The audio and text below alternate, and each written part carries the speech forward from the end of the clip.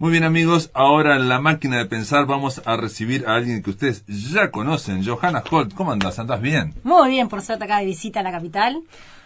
Bueno, venimos por la radio. Pero no venimos con el avión de papel no aparece acá, aunque va a aparecer durante la semana, sino que venimos porque Johanna Holt acaba de editar un libro, acaba de presentarlo, ¿Qué te leo cuando te leo?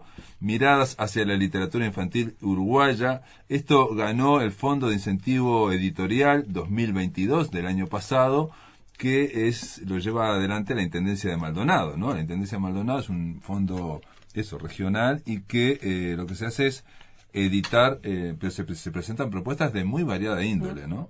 Claro, varios géneros, fueron 78 propuestas, ¿no? De textos, y tenían que ver obviamente con el ensayo, en el cual entra mi libro, obviamente también inédito y edito, poesía, y había una más, biografías y tipo narrativa. Tipo narrativa, sí, exacto. En el caso de Que te leo cuando te leo, tiene que ver con tu palo, ¿no? Que vos sos docente, pero aparte sos investigadora, maestra de educación inicial, magíster en gramática del español, con énfasis en el estudio del tratamiento en la literatura infantil uruguaya, ¿no? Aparte de que Johanna hace muchísimas cosas más, como profesora de inglés en formación docente, y que fue coordinadora del programa Cineduca y tutora de maestrías en Flax Uruguay, y bueno, es colaboradora de La Diaria, es colaboradora de La Máquina de Pensar, y después en el medio está entrenando para la triatlón, ¿no? Ahí está. Y encima sos madre. Ahí está, y cocino, no me gusta comprar comida afuera. Bueno. Pero bien, bueno, ahí nos repartimos, porque en realidad todo lo que hago me gusta. Ahora estoy alejada del aula porque tengo todas mis horas de formación docente en inglés. Pero en formación docente en inglés, pero no das clase para los que están formándose. Claro, doy inglés, que es un curso de comprensión lectora que tienen en cuarto año, en magisterio y en profesorado, que es el CERP del Este. Ahí reparto mis horas. Pero eso es el aula, estás alejada de las aulas. Bueno, quise decir de inicial, perdón, de mi formación de grado. Ahí está, porque me nombraste, ahí está, de maestra, de maestra. O sea, ya no estás entre los chiquilines. Ahí está, lo hice por más de 20 años, o sea, fue mi vocación, y lo sigue siendo. Yo, si me preguntás, lo haría de vuelta. Claro. Pero sabía que tenía como una meta de edad, quizá propia, personal, o sea, sin subestimar a nadie, pero digo, bueno, hasta los 50 llego en el aula. Porque también, sí, no sé, me había propuesto eso y me salió en las cartas. No, te salió me salió bien. No, pero aparte, digamos, estuviste en el aula con los chiquilines, pero seguís con la literatura infantil y juvenil. O sea, Claro. eso obviamente que no te fuiste de ese universo, No me obviamente. nunca, O sea, es como, digo, trabajé acá y ahora voy a verlo de otra forma, pero es el mismo universo, el de los niños. Esos más de 20 años me permiten decir, yo sé este libro, yo estuve en el aula, y no teorizar sobre qué, porque eso también pasa. A veces nos podemos hablar de lo que puede pasar, pero no, yo estuve ahí viviendo la literatura, Sí. amando la literatura, y por ahí fue que surge este libro, porque a raíz también, obviamente, de quedar seleccionada para la maestría en gramática del español, que también fue todo como un logro, porque los maestros, como somos terciarios y no evolucionamos al universitario de alguna manera, no tenemos así facilidad para seguir realizando posgrados, por lo menos en la parte Mirá pública. vos. Sí, no es tan Yo fácil. cuando me recibí de maestro allá en España, Claro. voy a decirlo por única vez, pero era un ¿Licenciatura? Un título dentro de la Universidad Complutense. Claro, porque bueno, todos son Porque está distintos. dentro de la universidad. Claro, todos los países tienen, así como tenemos un ministro de Cultura y tenemos ANEP, Uruguay es algo diferente.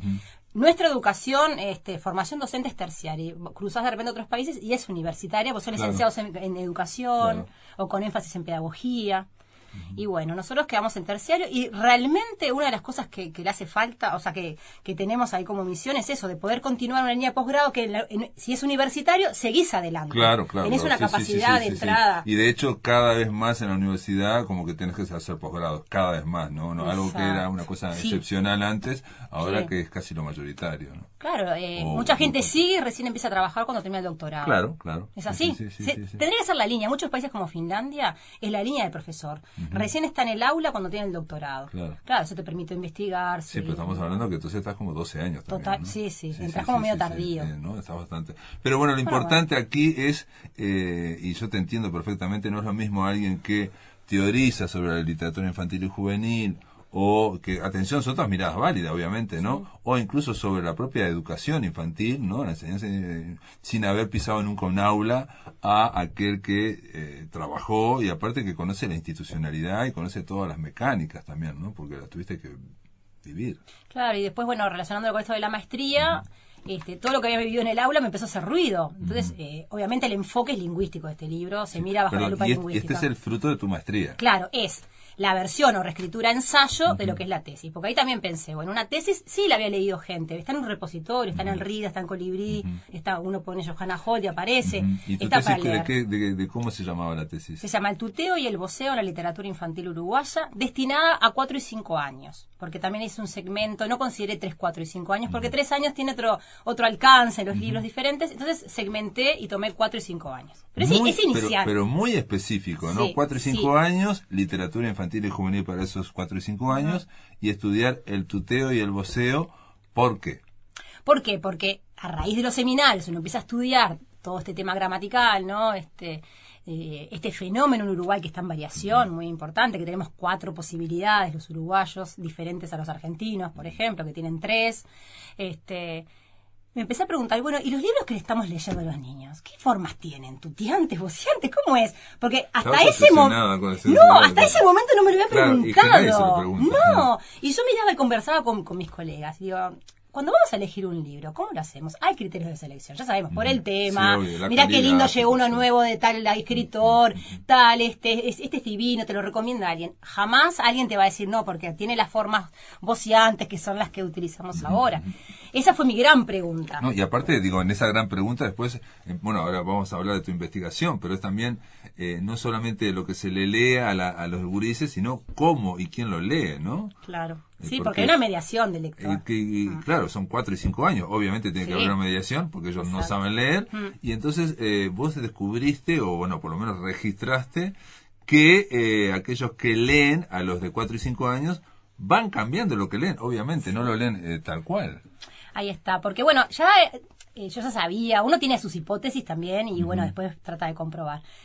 Mi hipótesis era que nosotros cuando entregamos un libro a un niño siempre hacemos modificaciones. Eso es como está en la tapa, ¿no? Porque o le agregamos a una expresión, o le vamos explicando un vocablo. Cuando entregamos, ¿te referís cuando le leemos? Cuando leemos, ahí cuando está. Le leemos a un niño, ahí está. Pasa eso. Ahí está. Cuando tomamos un libro y le leemos, más que nada cuando tenemos el libro físico, porque la narración, bueno, se merece como más libertades quizás. La narración oral.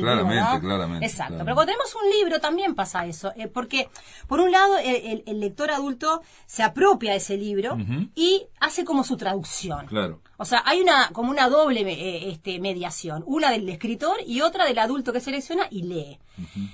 Pero mi hipótesis, y que después lo vi registrando lecturas, pregunta, bueno, ¿y cambiarán las formas de tratamiento?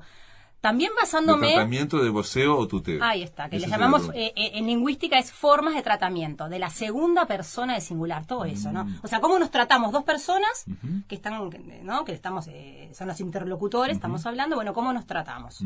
Del singular, ¿no? Obviamente, ¿no? Sí. Yo al tú, la pregunta que casi te hiciste vos es que la gente mayor, adulta, que le lee a los gurises, ¿cambia? O sea, ¿pasa del tuteo al voceo? ¿Pasa del voceo al tuteo? Digamos...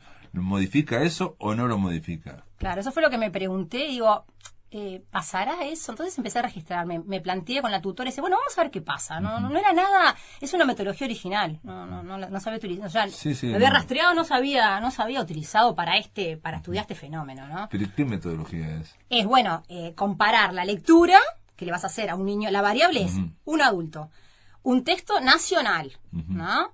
Lee a un aula un grupo de 4, de 5 años, yo registraba y después comparaba eso con el texto original. Claro. Y ahí registraba todos los cambios. Lo grababa, claro. Grabé 20 lecturas. Grababas las lecturas y después tenías que desgrabar esas lecturas. Claro. Y después comparar lo desgrabado con el texto original. Claro, y ahí te encontrabas, porque acá hay muchos ejemplos donde hay cosas escritas en tú, ¿no? Con tuteo y...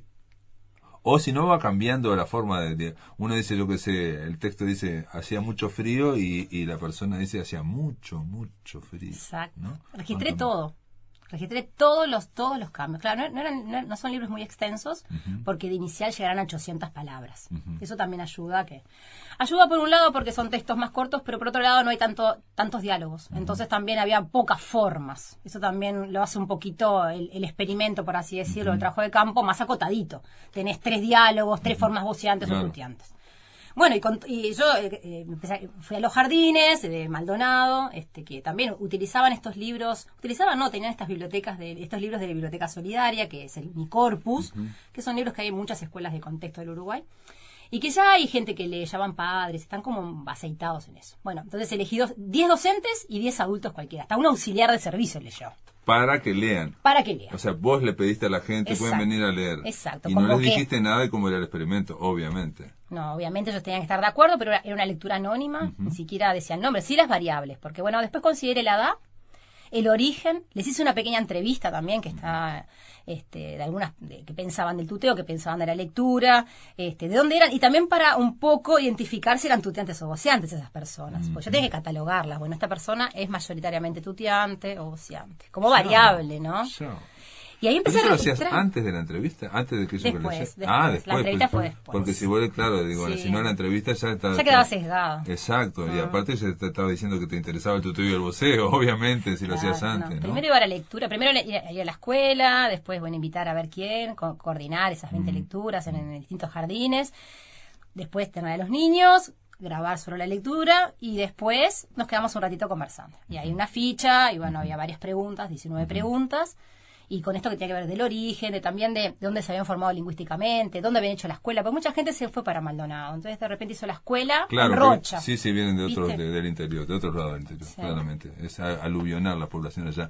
Pero la pregunta es, ¿y por qué te interesaba eso? Y bueno, porque es un fenómeno en variación. Entonces, en Uruguay... Una cosa es el fenómeno en variación, y te voy a pedir que lo expliques, del tuteo y el voceo. O sea, esa sería la primera obsesión de Johanna. Ahí está. Esa sería la primera. Y entonces vos dijiste, que en Argentina hay 3 tipos, digamos, de posibilidades de tuteos y voceo, y acá en Uruguay hay 4 tipos. ¿Cuáles son? Varía? Bueno, ¿Cuáles son? No, ¿cuáles son? Vamos las 4. Ahí está. Y son en grado de formalidad.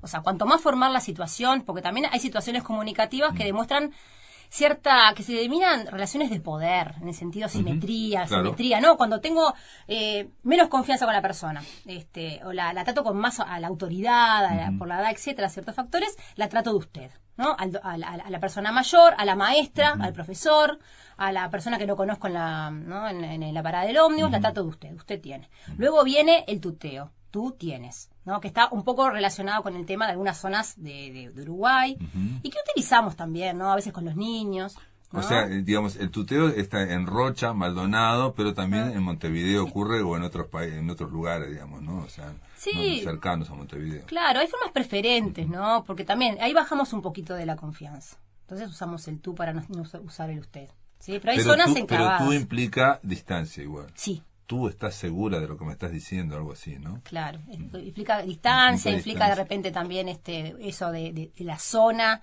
Uno va a Rocha y realmente se habla así. En Maldonado se habla así, salvo la capital, que es como una mixtura hoy por hoy.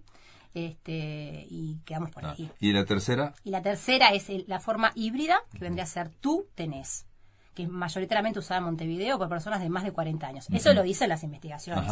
Yo lo noto muchísimo con los locutores, en la radio, en la tele, el tú tenés. Impresionante. Es como también, voy bajando de confianza. El pronombre es muy importante, ¿no? Sí, claramente. El pronombre nos indica muchísimo. Y también una cosa que decís acá en que te leo cuando te leo, que el tú está prestigiado. Exacto. Entonces parece más, digamos, académico, más fino, más selecto. Entonces tú tenés que el vos, que está más desprestigiado, o sea, parece más de la calle. Más de la calle, de situaciones más informales, usamos con los amigos, ¿no? Es un poco más, de alguna manera, como estaba en el último piso. Sí que lo usamos. Pero a veces depende, por eso tenemos 4 posibilidades, porque vamos usando todas según a quién nos dirigimos. De repente una persona usa tú con los niños, que también es muy usado el tú con los niños pequeños. Tengo un hijo que ya creció adolescente, no lo voy a tratar de tú, lo trato de vos. Claro. Y después viene, no sé, por eso digo, va el doctor y trata de usted. Claro. Entonces vamos, y en Argentina y tienen... es el mismo hablante, es el mismo hablante. Es interesante. Batería, es interesante. Yo en ese sentido le hacía entrevistas también a personas y bueno, ¿con quién usás el tú? ¿Con quién usás el vos? Y te cambiaba, te decías, no, yo esto. Y también lo que indican muchas investigaciones lingüísticas o más bien sociolingüísticas, porque acá viene lo que valoramos como importante.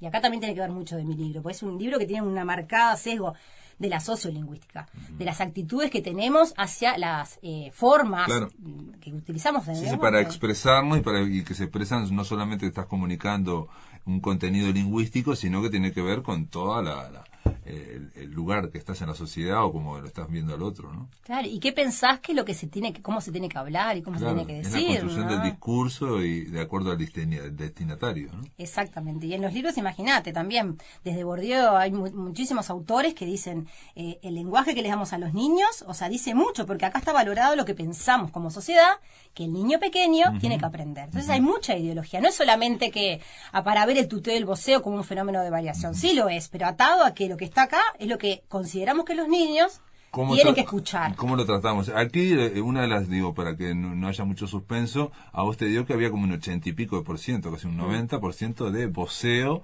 en los libros que se le daban a los niños en esos jardines. Exacto. Yo te diría que casi se le leían. Se leían, sí. Son autores nacionales, acordémonos, eran 14 libros, 7 autores contemporáneos, a partir de los años 90. Y es lo que siempre hablamos, Pablo, de que hay un comienzo, después de la dictadura, etcétera, avances, cambios en la narrativa, que empieza este movimiento, que sale incluso, yo lo contrasté, no está en el libro, pero contrasté con otro corpus en la tesis de entre los 70 y los 90 y me dio estrictamente tuteante. Bueno, es eso, porque antes de esta generación o de estos narradores de la literatura infantil y juvenil, estaba más el tuteo, digamos, ¿no? Exacto. O sea, en ese sentido. Eso lo comprobaste. Lo comprobé. Y la escuela también es el gran lugar donde desde que nació la escuela con Varela hasta nuestros días el tuteo es lo que ha sido favorecido. ¿Ah, sí? Claro. Si permitimos, estamos abiertos a que el niño empiece a vocear. Pero ¿qué pasa? Pero en la escritura no, O sea, no, depende de la narración. Si es una narración, un diálogo, pero pasa la maestra y le dice, ¿y por qué no te parece cambiar esto? Y en las consignas escritas... ¿Y a ti qué te parece? Claro, mirá que sí. Y hay algunos también que dicen que según el maestro donde trabaja, ahora no me acuerdo, Beatriz Gaviani, sí, que tiene un libro de su tesis de doctorado con Uruguay de Humanidades, que se llama Lenguaje y Poder, en la escuela, más que nadie son la escuela ella, y el maestro según donde trabajaba, la forma preferente que usaba. Más en lugares de contexto socioeconómico más descendido usaba el vos, en otros lugares usaba el tú, es impresionante, impresionante. Sí. ¿Cómo? Aparte, Salo, yo creo que no lo manejamos. O sea que, digamos, lo que vos, encontraste en tu investigación fue, por un lado, que mayoritariamente el 80 y pico por ciento está escrito ya en voz. Exacto. Y después, encima, lo que está escrito en tú, cuando se va a leer, se pasa al vos también, ¿no? O sea, encontré la tendencia. Encontraste la tendencia, que no ocurre al revés, digamos, va más hacia el voceo que hacia el tuteo, ¿no? Yo tengo la sensación siempre de que el tuteo como que va bajando. Esa es la sensación que yo tengo, pero es un bolazo mío. Sí, en realidad yo creo que en todo el Uruguay, viste que los mapas lingüísticos no hay nada actual. Había alguien vino del exterior y vi en las redes que estaba tratando de hacer un mapa lingüístico, pero el último es de Rona del año 69. Viste, distinguiendo las zonas. Para mí, o sea, por lo que pudimos relevar en Uruguay es todo voceo, salvo esto de Montevideo, de usar algunas posibilidades. Yo pienso que el tuteo sí está perdiendo lugar. Pero en la escuela, por ejemplo, no hay una consigna escrita en el pizarrón que sea voceante. Jamás se te va a ocurrir escribir en el pizarrón, dibujá el estado del tiempo, escribí tu nombre. No, jamás. Está vetado, pero vetado por todos, porque no es una cuestión psicológica. Sí. Y a eso voy, las actitudes que tenemos implícitas. No. Y después agarramos una maestra que se llama maestra jardinera, ponele, estas que vienen del otro lado de la orilla, argentinas, Y te choca impresionante porque todas las consignas, esas tipo actividades que te ponen para fotocopiar y que demás para hacer, son todas voceantes. ¿Todas voceantes? Y te choca. Nosotros las traducimos y ponemos, escribe tu nombre. Porque vos dijiste que allá ellos tienen 3 porque no tienen la intermedia. No tienen el híbrido, pero son todos voceantes.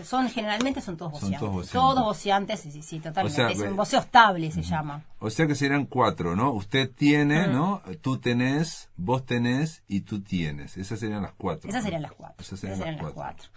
Y bueno, y también, como estas lecturas fueron hechas en la escuela, yo decía, bueno, me planteé esas hipótesis. Los maestros seguro van a cambiar las formas voceantes a tuteantes. La gente de más de 40 también, porque todo eso me indicaban lo previo, los antecedentes de las investigaciones. Pero en realidad mis conclusiones fueron que hay una tendencia a cambiar hacia el voceo, pero tiene que ver con tu forma preferente. Si vos eras tuteante, cambiabas a tuteante. Si vos eras voceante, cambiabas a forma voceante. Pero al leerlo. Pero son palabras que son, es como la diferencia que por ahí está escrito de mira a mirá. Es imperceptible. ¿Sabes que yo estaba al lado en las lecturas, obviamente, con el grabador? Y recién en mi casa me daba cuenta de eso. Claro. Yo estaba al lado y no me daba cuenta. Y cuando llegué a casa fue revelador. La primera vez que empecé a escuchar. Sí, que era mucho más de lo que uno pensaba. Dije, no puedo creer. Lo naturalizamos también. Ese cambio está naturalizado. Es un acento. Y había gente que, por ejemplo, la maestra se corrigió. Dijo, mira. Y se autocorrigió, se dio cuenta. Claro. Fue la única como que dijo, ay, no, leí mal. Pero como le salió la primera lectura, le salió voceante. Es bastante revelador en ese sentido, porque como lectores y como adultos no nos damos cuenta. Y ser maestro, entonces, esto también dice, bueno, el maestro entonces no está tan fosilizado en el tuteo. Estamos abriendo la cancha, ¿no? No, y aparte de lo que estás mostrando, una cosa que digo, se sabe, digamos, a nivel ideológico, filosófico o conceptual, pero vos como ahí estabas mostrando cuando ocurre, ¿no? Que los maestros o los adultos que van a intermediar están cambiando las cosas, o sea, están interviniendo, incluso a veces pueden autocorregir porque estabas vos seguramente, ¿no? Pero digamos, eso que ya se sabe, ¿no? Que digamos que nunca se da el conocimiento puro, digamos, ¿no? No son una comunicación objetiva, ¿no? Claro, y también, también las personas te pueden, que pasa mucho en sociolingüística, decir algo y hacer otra cosa, ¿no? Decir, no, esto tiene que ser así, pero luego hacen otra cosa. No entiendo. En lengua, por ejemplo, decir, ay, no, tiene que ser todo tuteo, porque el tuteo es el prestigio, y después, cuando hablan, son voceantes, pero ellos te expresan. Una cosa es expresar lo que pienso, y otra cosa es, ¿qué hago? Bueno, lo que pasa es que también está el prestigio del tuteo, ahí también se vio en la poesía, me acuerdo cuando Benedetti en los años 60 empezó a poner voz, no sé qué, no sé cuándo, y otros, ¿no? Algunos otros poetas, pero lo habitual era que lo que está escrito era, y bueno, también las narraciones, apareciera el tú, ¿no? Claro. Pero, atención, que puede sonar artificial a veces el tú, pero es algo que tenemos nosotros. Y bueno, lo tenemos integrado. Es el español. El voceo en la Real Academia Española dice, se usa en el Río de la Plata, bueno, en algunos países también, Colombia, yo te iba a preguntar del voceo, ¿no? ¿No está en toda América? Sí, está en todo. El voz está en toda América del Sur. Sí, ¿no? está casi toda América del Sur. Lo que pasa es que no está al nivel que tenemos nosotros, pero hay. Hay, exacto. Hay unos que son más, como más evidentes, como Argentina, Colombia, en Chile también hay un poco. Pero la RAE dice, pero no se recomienda su uso. Oye, la RAE hoy por hoy. Sí lo describe, pero abajo dice no se recomienda su uso. Increíble. Y en eso que decís de los libros también, son casi todos en realidad. Lo que pasa que también unos libros me causaron un poco de contaminación lingüística, que fueron los de Ricardo Alcántara. Que Ricardo es uruguayo. Pero publica ya en España. Claro, entonces sus formas son tuteantes. Entonces esos libros, si bien son súper leídos en Uruguay, y yo lo tomé como uruguayo, cuando fui a relevar y a poner los datos, que se llama vaciado, o sea, vas vaciando las formas, es como las vas subrayando y te quedas solo con la forma. Claro, los libros de él eran tuteantes. Y después también en otro de Virginia Brown, que era Una tarde de verano el elefante, también, porque algunas formas, porque utilizaba como unos conjuros y hechizos, y eso pareciera traer el tuteo. Claro, porque son todas cosas que vienen ¡rómpete! Claro, antiguas, ¿no? Y que se supone que vienen de una tradición, entonces tiene que estar tuteante, claro. Eso es interesante. Y ojo, también, había formas de usted. Mi tutora dice que es Bertolotti y que el usted va a desaparecer. Para mí, vive y sigue y va a seguir. Para mí es impresionante. Ella dice que va a mutar en el uso del tú. Porque nadie quiere como que sentirse como crecido en edad y todos queremos ser jóvenes. Eso puede ser ahora, pero a mí me pasó cuando yo estudié acá, estudié liceo y me fui, estudié los 2 primeros años del liceo, después fui a España y acá en el liceo se hablaba todo de usted, a los profesores y digamos incluso por los apellidos, ¿no? Claro. Y cuando me tocó en España ir a un liceo en España, un instituto le llaman allá y tener un profesor muy veterano y allá ningún profesor se le denomina. Usted es para ellos claro. Es para el rey Juan Carlos. O sea, en España casi no se usa el Interesante. usted. Todos tienen que tutearse, ¿no? Y ahí no importa que sea, yo que sé, el gran, no sé, vaya Ida Vitale, le van a tutear. Nosotros no, viene Ida Vitale, le decimos usted, no sé qué, no sé cuánto, ¿no? La gente joven, sí, los padres jóvenes de jardín, a mí me tratan de usted, ellos son voceantes y a mí usted maestra. Claro, y no tiene que ver con la edad, sino con la distancia, ¿no? También la distancia. Es la distancia que pones. Exacto. Es el reconocimiento, el respeto que te tengo, por lo tanto, usted. Igual hay formas, también encontré en Virginia, por ejemplo, Verónica Leite, que tiene la luz mala, utiliza el ustedeo de cariño. Sí. Ya le hemos dicho de los carpinchos, que es una pareja de carpinchos, se tratan de usted, despiértese. Sí. Que estamos recibiendo hoy en las escuelas de Uruguay, se está escuchando de vuelta por las migraciones internacionales de Venezuela, de Cuba. Hay niños que hablan ya de ustedeo. De ustedeo también, con cariño, ¿no? Bueno, yo lo que veo en la radio, que se usa mucho, es el tema en plan bromista, decir usted tal cosa, claro, usted tal otra. En plan bromista. Entre los locutores, entre todos los conductores se dice, ¿no? Eso en plan y por apellido, ¿usted qué dice? No sé sí, usted Rodríguez, ¿qué dice? Exacto, claro. Eso también. Es como una especie de irónico, una cosa irónica. Sí. Usando algo, pero no para lo que es, sino como una ironía. Eso, exactamente. Se usa mucho con eso, pero también esto del ustedeo se ve en las escuelas por los niños que están viniendo a vivir a vivir acá a Uruguay, están en las escuelas, se está escuchando. Vamos a ver si ellos después mutan a nuestro voceo y tuteo también, ¿no? Porque también, ¿qué pasa también con esto de otros países? Está el tuteo mediático, que está definido también lingüísticamente, que es esto de la televisión en español colombiano, en español neutro. En español neutro. No, tenemos tuteo mediático. Que es lo que está invadiendo absolutamente a todos, pero ya, mira, estamos hablando de gente de 20, 30 años, ¿no? O sea que está las formas lingüísticas, giros que son del latino, del español latino. Pero eso por mirar, decís también. Mirar los Simpsons, por mirar todo eso viene al latino, digamos, español latino, y tiene giros, digamos, son giros que y después quedan, digamos, esas generaciones, los Simpsons cumplieron más de 25 años, hay gente que estuvo mirando los 25 años. Y sigue mirando, sí. No, pero yo también les pregunto, tengo ahora muchos alumnos que están en secundaria dando clases estudiantes. Chiquilines, perdón, que dicen, en vez de decir torta, dicen pastel. Bueno, eso es el tema del léxico. Bueno, va acompañado. Es lo mismo, total, es el mismo cosa. Sí, es fresa, es pastel, es calcetines, etcétera, etcétera. Yo lo veo muchísimo en preescolares, en inicial, después en la escuela también. Y yo les pregunto siempre la misma pregunta a los estudiantes. ¿Y ustedes qué escuchan? ¿Cuándo desaparece? Porque en un momento llega la lengua estándar de Uruguay o llega la variedad del español en Uruguay. Pero ¿cuándo es? A mí es una investigación que me encantaría hacer, empezar a relevar a qué edad muta el tuteo mediático o no muta. Y seguimos con él, como decís vos, con gente de 20 años o más, o si desaparece por el tema de la sociedad uruguaya. O sea, ¿en qué momento hay más peso?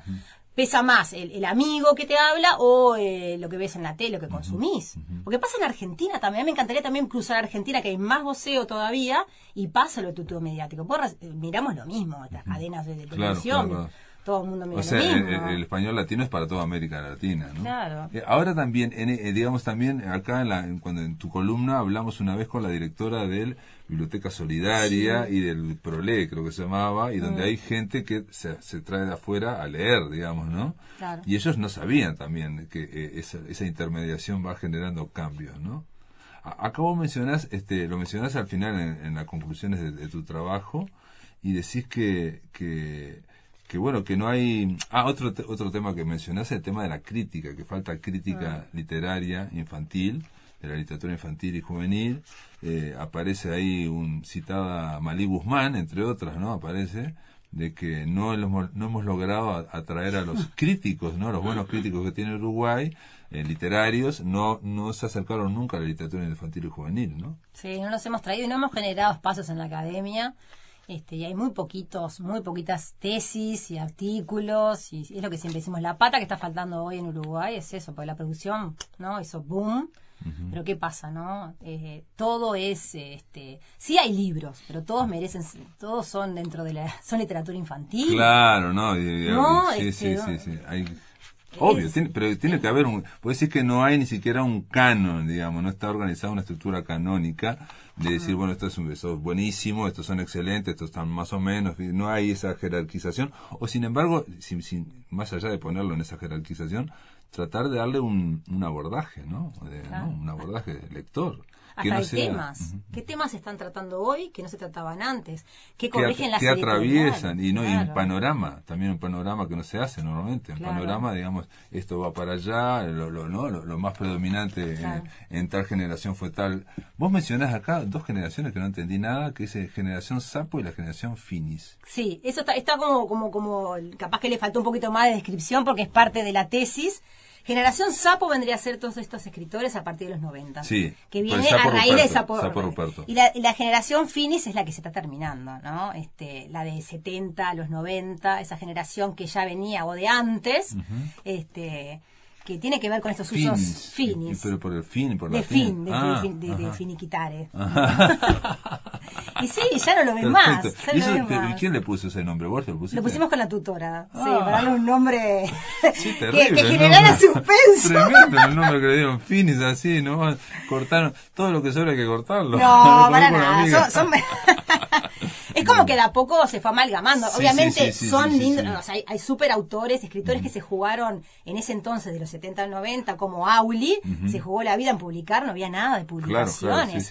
Fuera lo que fuera, Magras, y aparte que estaban desprestigiados como escritores y todo, deslegitimados, obviamente. Claro, lo hacían porque querían ellos, porque creían que era necesario. Claro, y surgieron de la cátedra de la biblioteca de Juana Ibarburú, que hizo que siempre impulsó Silvia Puentes de Ollenaro. Fue una etapa, fueron ellos los que llevaron un poquito, más allá de unos poquitos autores, un poco las riendas de publicar y trabajar bueno, pero bueno, eso fue como, obviamente, como fenómeno se iba decayendo. Obviamente están en bibliotecas, por eso los tomé, están en Biblioteca Ceibal también, los de Auli, están para que todos lo lean, es Ramón Bertolino también, o sea, hay etapas lindas, está de Blixenes también, hay autores que son algunos propios de la cátedra, como más amateur, y otros que habían estado trabajando de hace tiempo, ¿no? Muy bien, acá decís, por ejemplo, que si bien actualmente aún está sentado el debate académico entre la existencia o no de la categoría de literatura infantil en sí misma, bueno, esto es un hecho social, cultural de Uruguay, y decís que el movimiento literario que tiene origen a partir de los años 90 ha dado paso a un estilo nuevo de narrativa más acorde al entorno del niño, al lenguaje y temáticas de interés, de la mano de escritores que se han hecho populares, logrando un lugar de reconocimiento general, consolidando esta categoría como tal. Sin embargo, este fenómeno no ha sido acompañado por la producción literaria crítica de esta literatura, creando un vacío en cuanto a la selección de un canon, ¿no? Eso es lo que estamos diciendo ahora. Exacto, y también ver, hay que ver entonces quién elige, ¿no? Está todo como a merced del mercado editorial, no lo digo yo, no lo señalan varias personas. Pero aparte, digo, el tema de que los docentes o eligen ellos o son presionados o fascinados por la publicidad y nada más, porque no tienen ninguna otra herramienta. No hay un listadito, no van a poner un listado, pero digamos, no hay cosas escritas donde se diga, bueno, mira, esto es necesario por tal cosa o es interesante por tal otra, ¿no? Digamos, más allá de si el cuento es lindo o es feo, digamos, ¿no? Claro, de repente una de las acercamientos más actuales es la selección de una manera a nivel de canon de la Biblioteca Solidaria. De la Biblioteca Solidaria, son 150, más de 150 títulos. No solamente eso, o sea, porque se reunió la conformación para la selección, fue profesores de literatura. Claro, hubo una comisión. De español, de la Academia de Letras, traductores, o sea, hubo gente que se interesó. Y cada libro que ingresó a la Biblioteca Solidaria es por algo. Claro. Porque era relevante para nuestra historia de clásicos. Claro. Internacional por haber ganado un premio, ponele Han Andersen, por haber entrado en la IBI. O sea, cumplía uno de los requisitos, o porque era un referente cultural de los clásicos. Entonces, vos ves, hay una variedad de cada que está cosa, como fundamentado en algo. Sí, ahí está. Muy bien. Bueno, este libro se llama ¿Qué te leo cuando te leo? ¿Este libro se vende? ¿Cómo es? Se vende de manera personal, que me pueden buscar en las redes, y en Maldonado, en Espacio Chamangá, que es nuestra librería amiga, que están casi todos los libros esa librería es impresionante. Esa librería es el centro de Maldonado. Es como ¿no? Chamangá, ahí está, todos pasan por ahí. Todo el mundo pasa por ahí. Bueno, muy bien. Y si no, se contactan a Johanna Holt a través de las redes sociales, o si no, hablan con la máquina de pensar, escriben, también. Y nosotros vamos a contactar. Antes de terminar la entrevista, no tiene nada que ver, pero bueno, como leí tu libro y hay una parte que te pregunto acerca del tema del español europeo y el español uruguayo, ¿no? Vos decís que algunos cambios que se observaron fueron, por ejemplo, quizás se cambia por quizá sin S, se cambia por quizás. Nosotros decimos quizás y ellos dicen quizá, aunque a veces hay una tendencia, si usamos las dos, pero hay como una tendencia. Yo lo chequeé en el diccionario de dudas. Sí, el panhispánico, sí, sí. Está, pues yo siempre pensé que quizá o quizás tenía que ver con la siguiente palabra, ¿no? O sea, si empezaba un vocal era con S y si no, viste, para que uno hiciera aliteraciones, ¿no? Pero bueno, pero lo que más me gustaba, lo que quería preguntar es el tema de verle por verlo, viéndole por viéndolo. Ellos, los españoles, hablan así, verle, ¿no? Le has visto, ¿no? ¿no? Jugarle, creerle, no sé qué. Y eso a veces yo veo que se ha introducido de a poco. He encontrado en gente que hace esa cuestión media española, que yo la... Y en cambio nosotros hablamos del lo, ¿viste? Todos los les los cambiamos por lo. Y ahí lo cambiaron, ¿viste? Los lectores, porque aparte de cambiar las formas de la forma de tratamiento, que fue esa novedad, yo relevé todos los cambios hasta sintácticos y uno era ese, el verlo, pues el verlo por cambiar verlo por verlo. Si decía verle, pues ellos decían verlo. Exacto. ¿No? Exacto. O si decía viéndole, ellos decían viéndolo, exacto. ¿No? O ¿no? Le contaste tal cosa, no, en fin. Por ejemplo, le encontraste, nosotros decimos lo encontraste, exacto. ¿No? Ahora, ¿los dos están bien? Sí, claro que sí. Porque son las dos posibilidades que puede haber. Sí, las dos están bien, claro que sí. También están los usos que uno toma, ¿no? Está el habla y el lenguaje. ¿Qué tomo del diccionario para usar? Es como lo del léxico. ¿Qué uso? Pero cuando escribís, digamos, ellos escriben con le, nosotros escribimos con lo. En la variedad del español europeo va a quedar mejor, más acorde a lo que se usa con viéndole. Pero luego si quizás hagas la traducción, no se va a hacer. Pero vos escribís acá y escribís viéndolo. Claro, o sea, está bien, no es agramatical. No es agramatical. O sea, los dos están bien. Las dos están bien, exacto. Qué raro eso, che, no se ponen de acuerdo con eso. Increíble, ¿no? En fin, y por ejemplo, acá, por ejemplo, algunos decían perder el tiempo y otros por perder tiempo, en fin. Son cambios que hacían frases, quizás. Sí. Yo los fui registrando, yo creo que esos están buenos para después brincarles el diente y decir, bueno, ¿por qué hacen estos cambios? ¿No? Y me parece que era otra línea. Lo registré para decir, bueno, mira todo lo que tengo. Pero no lo profundicé más porque realmente se me iba un poco. Perfecto. También la tesis. Aparte, ¿no? como todo esto, Johanna, esto es como un primer paso que vas a hacer. Probablemente vas a seguir ampliando este campo de investigación. Sí, justo, mira, estuve dando una ponencia sobre este libro y con otros avances en el Congreso de la Sociedad de Historia de la Educación en una sala no, como una mesa de debate que tenía que ver con la infancia y la construcción histórica. Y me invitaron a participar de un grupo de investigación, entonces voy a seguir investigando con esta metodología, no tanto de las lecturas, pero sí del tema de los tratamientos y recursos literarios, etcétera, del nivel de primaria. O sea, los libros de Biblioteca Solidaria voy a seguir. A ver qué pasa, de repente cambia, ¿no? Capaz que estás configurada en eso y vas a poder... Y voy a tener más datos. Bueno, muy bien. Johanna Holt, ¿qué te leo cuando te leo? Miradas hacia la literatura infantil uruguaya. Quedó presentado aquí en La Máquina de Pensar. Gracias por estar en La Máquina de Pensar. Bueno, muchas gracias y nos vemos en el avión de papel.